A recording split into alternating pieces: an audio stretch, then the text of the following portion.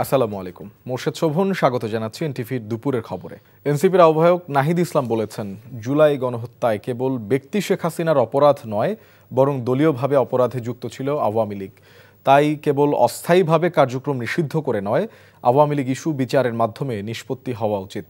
আজ ট্রাইব্যুনালে আসামি পক্ষের আইনজীবীর জেরা শেষে ব্রিফিংয়ে তিনি এসব কথা বলেন। জুলাই আগস্টে সংগঠিত মানবতা বিরোধী অপরাধের মামলায় হাসিনা সহ ৩ জনের বিরুদ্ধে দেয়া সাক্ষ্য শেষে এনসিপির আহ্বায়ক নাহিদ ইসলামকে পুনরায় জেরা করেন রাষ্ট্রনিযুক্ত আসামি পক্ষের আইনজীবী মোহাম্মদ আমির হোসেন।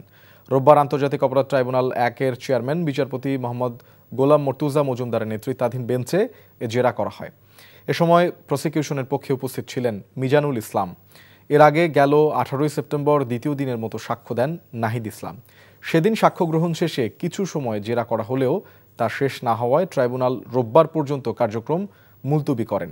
এ মামলায় এখন পর্যন্ত মোট ৪৭ জন সাক্ষ্য দিয়েছেন। ব্যক্তির সংগঠিত অপরাধ নয়, বরং এটা রাজনৈতিক অপরাধ। ফলে দল হিসেবে আওয়ামী লীগকে বিচারের আওতায় আনা উচিত।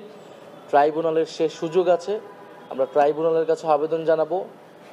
ট্রাইব্যুনালের কাছে এখন যথেষ্ট তথ্য প্রমাণ এসেছে এবং শেখ হাসিনা যেহেতু দলীয় প্রধান এবং রাজনৈতিকভাবে ক্ষমতা নিরঙ্কুশ করতে, ক্ষমতায় টিকে থাকতে জনগণের বিরুদ্ধে গিয়ে তাকে জনগণকে হত্যার সিদ্ধান্ত তিনি নিয়েছিলেন, জনগণ প্রতিরোধ করে তাকে উৎখাত করেছিল। ফলে এটা আওয়ামী লীগের সংগঠিত অপরাধ রাজনৈতিকভাবে। আওয়ামী লীগকে দল হিসেবে বিচারের আওতায় দ্রুত সময়ের মধ্যে আনা উচিত।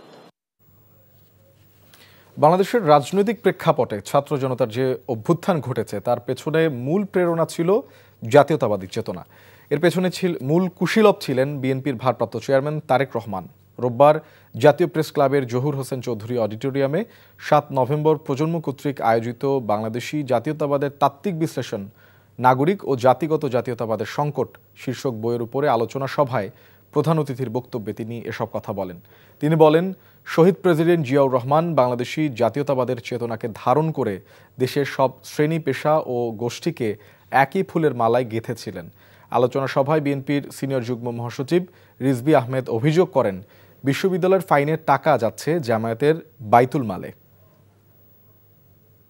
ছাত্র জনতার গণ অভ্যুত্থান ঘটেছে বাংলাদেশি জাতীয়তাবাদের মূলমন্ত্রেই। সেই গণ অভ্যুত্থানে তারেক রহমান নেপথ্যের একজন কুশীলব হিসেবে।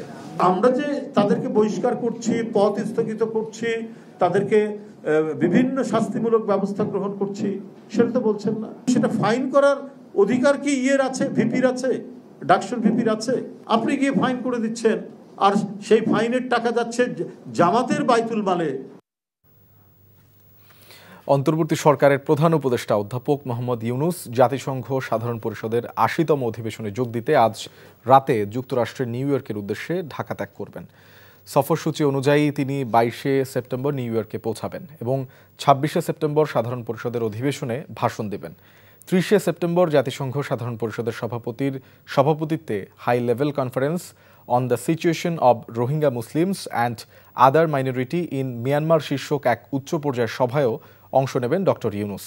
প্রধান উপদেষ্টার ২রা অক্টোবর দেশে ফেরার কথা রয়েছে। সফরে প্রধান উপদেষ্টার সঙ্গে ৪ রাজনৈতিক নেতাও থাকছেন। তারা হলেন বিএনপির মহাসচিব মির্জা ফখরুল ইসলাম আলমগীর, জামায়াতে ইসলামীর নায়েবে আমির সৈয়দ আবদুল্লাহ মোহাম্মদ তাহের, এনসিপির সদস্য সচিব আখতার হোসেন এবং বিএনপির ভারপ্রাপ্ত চেয়ারম্যান তারেক রহমানের পররাষ্ট্র বিষয়ক উপদেষ্টা হুমায়ুন কবির। চট্টগ্রাম বিশ্ববিদ্যালয় কেন্দ্রীয় ছাত্র সংসদ চাকসু নির্বাচনের মনোনয়নপত্র যাচাই বাছাই চলছে। সকাল থেকে চাকসু ভবনের দোতলায় কার্যালয়ে মনোনয়নপত্র যাচাই বাছাইয়ের কাজ শুরু করেন নির্বাচন কমিশনের সদস্যরা। এ সময় জানানো হয়, চাকসু ও ১৫টি হল সংসদে ২৩২টি পদের বিপরীতে ৯৩১ জন প্রার্থী মনোনয়নপত্র জমা দিয়েছেন, যার মধ্যে কেন্দ্রীয় সংসদের ২৬টি পদের জন্য রয়েছেন ৪২৯ প্রার্থী। এসব মনোনয়নপত্র যাচাই বাছাই শেষে সোমবার প্রার্থীদের প্রাথমিক তালিকা প্রকাশ করা হবে বলে জানিয়েছেন চাকসু নির্বাচন পরিচালনা কমিটি। আগামী ১২ই অক্টোবর ভোট গ্রহণ অনুষ্ঠিত হবে। দুর্গাপুজো উপলক্ষে ২৪শে সেপ্টেম্বর থেকে আইনশৃঙ্খলা বাহিনী মণ্ডপে অবস্থান সহ কার্যক্রম শুরু করবে। ধর্মীয় উৎসবের পবিত্রতা রক্ষা করা সবার দায়িত্ব জানিয়ে স্বরাষ্ট্র উপদেষ্টা লেফটেন্যান্ট জেনারেল অবসরপ্রাপ্ত জাহাঙ্গীর আলম চৌধুরী বলেন, পূজা কমিটির দায়িত্ব হচ্ছে পুরো বিষয়টি ভালোভাবে দেখভাল করা। দুপুরে সচিবালয়ে আইন শৃঙ্খলা সংক্রান্ত উপদেষ্টা পরিষদ কমিটির 14তম সভা শেষে তিনি এসব কথা বলেন।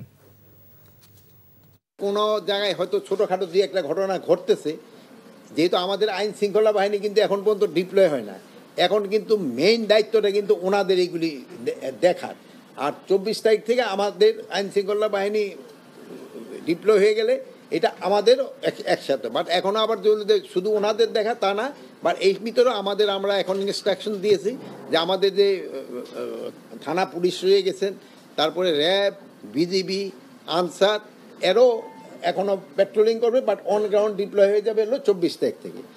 এই ছিল দুপুরের খবরে। এই খবরের ভিডিও সহ আপডেট জানতে ভিজিট করুন এনটিভি অনলাইন www.ntvbd.com। এছাড়াও এনটিভির জনপ্রিয় সব অনুষ্ঠান ও খবরের আপডেট জানতে ভিজিট করুন আমাদের ইউটিউব ও ভেরিফাইড ফেসবুক পেজ। 5টায় দেশের খবর দেখার আমন্ত্রণ রইল। ধন্যবাদ সবাইকে।